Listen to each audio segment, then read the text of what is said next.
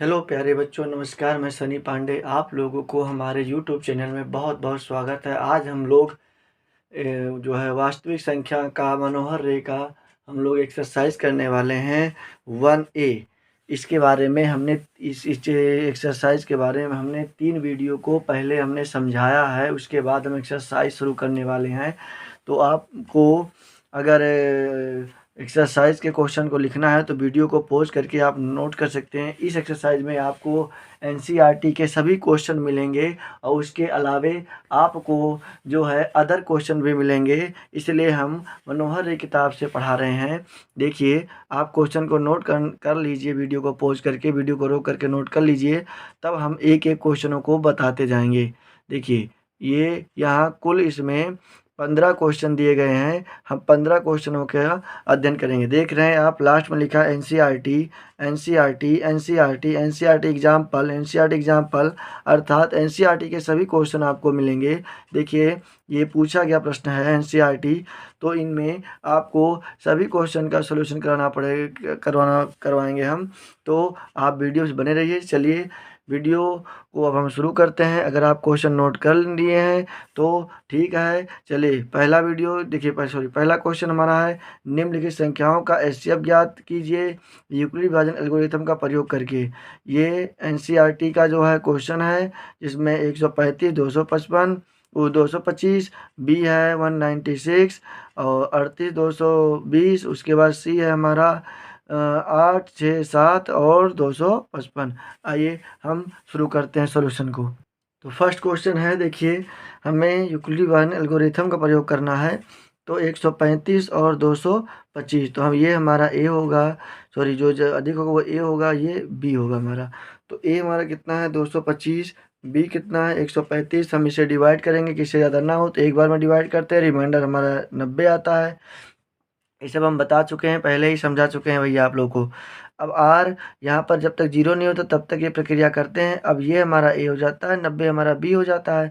अब 90 को डिवाइड करेंगे कि 135 से ज़्यादा ना हो, तो हम क्या करते हैं, यहाँ पर एक बार में डिवाइड करते हैं तो शेषफल आता है 45। अब 90 को आगे करेंगे, 45 को भी बनाएंगे तो 45 दूना 90 हो जाता है, रिमाइंडर आता है 0, आर इक्वल टू 0 हो जाता है। तो अब ये यहीं पर रोक देते हैं, तो हमारा एचसीएफ कितना जाता है 45। फर्स्ट क्वेश्चन का सॉल्यूशन ये रहा।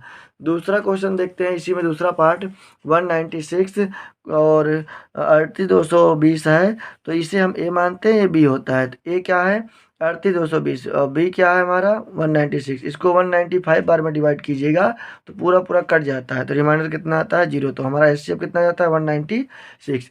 तीसरा दिया हुआ है कि 867 और 255, तो हम इसको ए मानेंगे, जो बड़ा है उसको ए मानेंगे, छोटा है उसको बी मानते हैं। तो ए हमारा है 867 और बी हमारा है 255। इसको डिवाइड करते हैं 3 बार में, तो रिमाइंडर हमारा 102 आता है। अब 255 बन जाता है हमारा ए और बी बन जाता है 102। इसको 2 बार में डिवाइड करते हैं तो आता है 51 शेषफल। अब ये आर अभी भी 0 नहीं आया है। अब 102 को हम आगे करेंगे और 102 को आगे करेंगे और 51 को बनाएंगे हम लोग बी। चलिए देखिए, तो हम 102 को आगे किए, 51 को बनाए बी, 2 बार में कट जाता है, रिमाइंडर में 0 आता है, एचसीएफ कितना जाता है 51। इस प्रकार से हम फर्स्ट क्वेश्चन का सॉल्यूशन किए। दूसरा क्वेश्चन देखिए क्या कह रहा है कि यूक्लिड विभाजन का प्रयोग करके 240 और 228 का एचसीएफ ज्ञात कीजिए। बिल्कुल, एचसीएफ ज्ञात करने आप लोग जानते हैं कि जो बड़ा है उसे हम लोग क्या मानेंगे ए, और जो छोटा है उसे मानेंगे बी। ये ए हो गया, ये बी हो गया। ये 240 228 से डिवाइड करते हैं तो एक बार में डिवाइड करते हैं, रिमाइंडर हमारा 12 आता है। जब तक आर 0 नहीं हो जाता तब तक ये प्रक्रिया हम लोग करते हैं। तो यहाँ पर क्या आ जाता है कि आर नॉट इक्वल टू क्या है 0। तो अब हम क्या करते हैं, बी को क्या करते हैं, आगे कर लेते हैं और ये जो रिमाइंडर बचा उसको बी बनाते हैं। तो 12 को अगर हम जो है 14 बार में गुणा करते हैं तो यहाँ पर 228 कट जाता है, तो हमारा एचसीएफ कितना आ जाता है 12 आ जाता है। ठीक, इस प्रकार से दूसरा प्रश्न भी हम लोग कर लिए। वीडियो को पॉज करके आप नोट कर सकते हैं। अब तीसरा प्रश्न देखते हैं।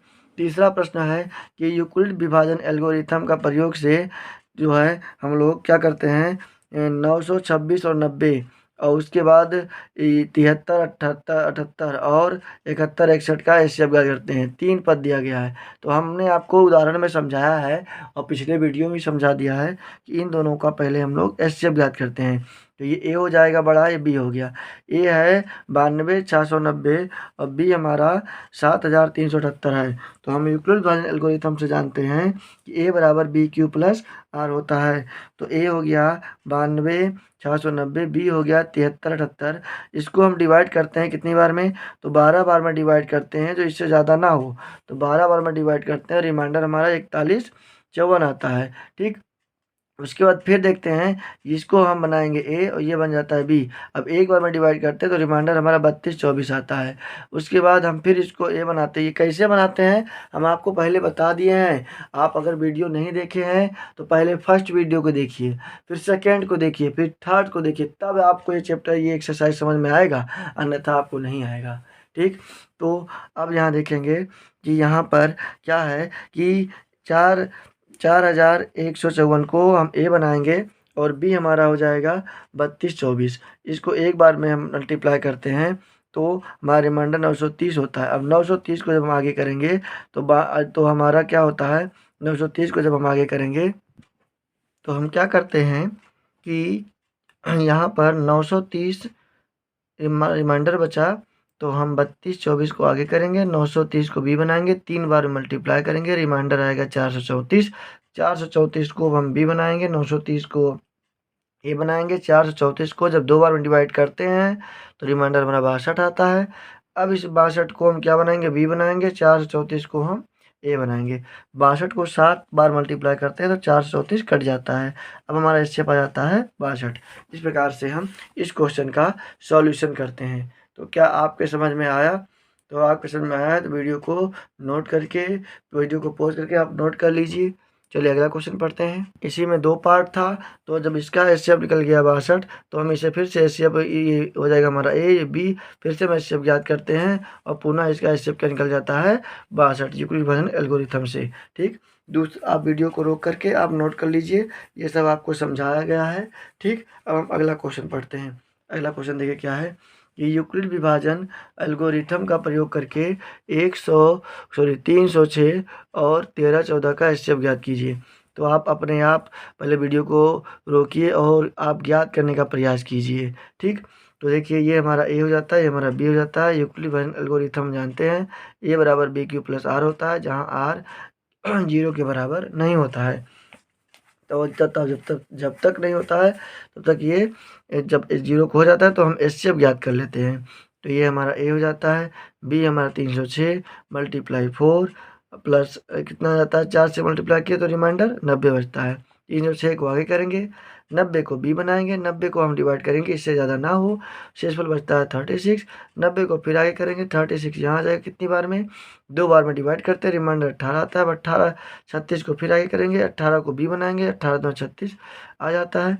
तो हमारा एचसीएफ कितना आता है, 18 आ जाता है। ठीक, तो ये हमारा इसका सॉल्यूशन होता है।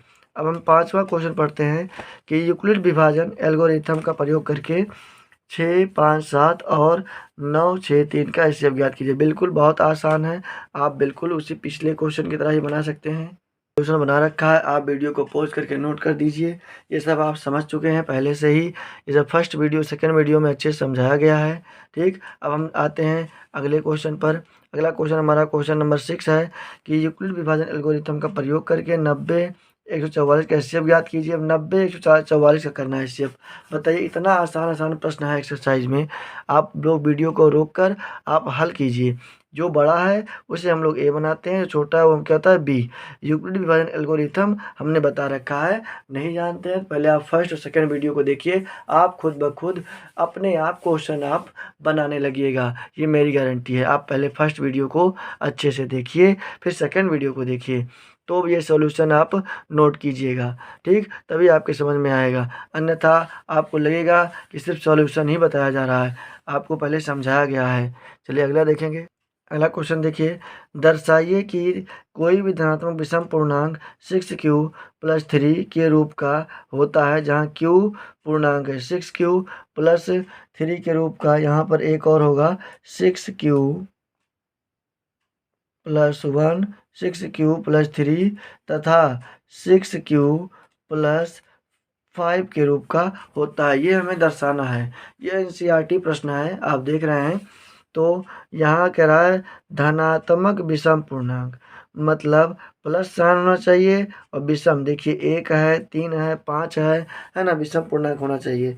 तो इसमें हमने दूसरे वीडियो लेक्चर में बताया था कि इसमें यूक्लिड विभाजन प्रमेयिका का प्रयोग होगा। किसी भी क्वेश्चन को हम दर्शाते हैं तो प्रमेयिका का प्रयोग करते हैं, तो हम लोग इसमें प्रमेयिका का प्रयोग करेंगे। तो यूक्लिड विभाजन प्रमेयिका का प्रयोग क्या है, तो देखिए उसके लिए हमें संख्या मानना पड़ेगा। तो हम क्या करेंगे, माना कि कोई धनात्मक विषम पूर्णांक संख्या a है, यूक्लिड विभाजन प्रमेयिका का प्रयोग करते हैं। तो a बराबर बी क्यू प्लस आर, जहाँ r क्या होता है, 0 से बड़ा या बराबर लेकिन b से छोटा।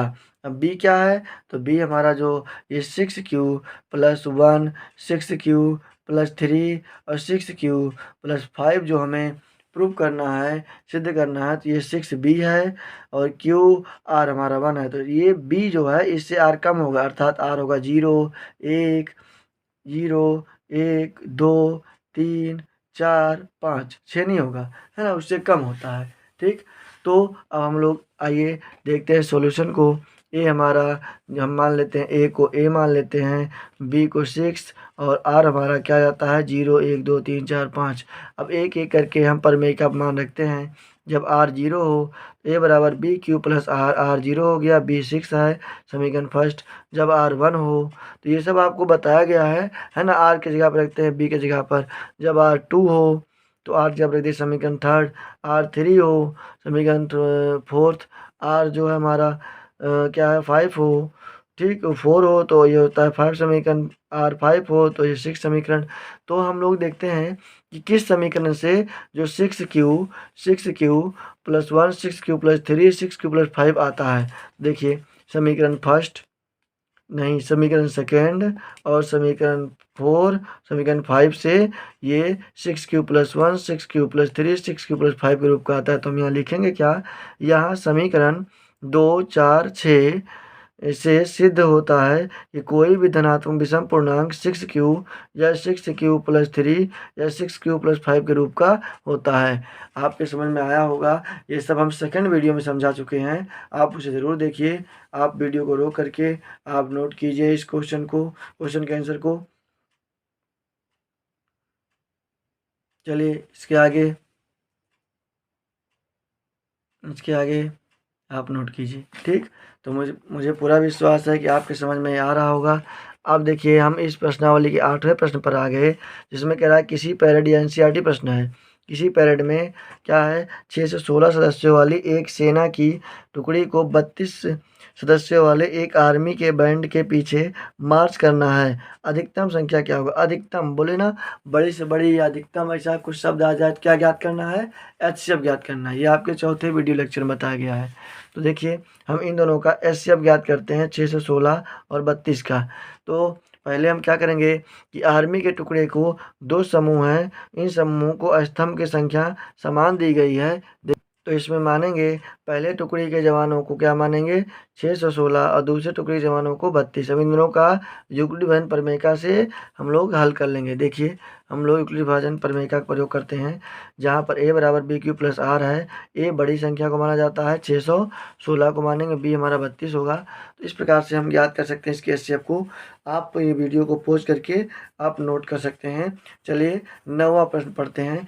यूक्लिड विभाजन प्रमेयिका का प्रयोग करके दर्शाइए कि कोई भी धनात्मक पूर्णांक का वर्ग मतलब क्या होता है, स्क्वायर, है ना, किसी पूर्णांक के लिए 3m या 3m प्लस 1 के रूप का होता है।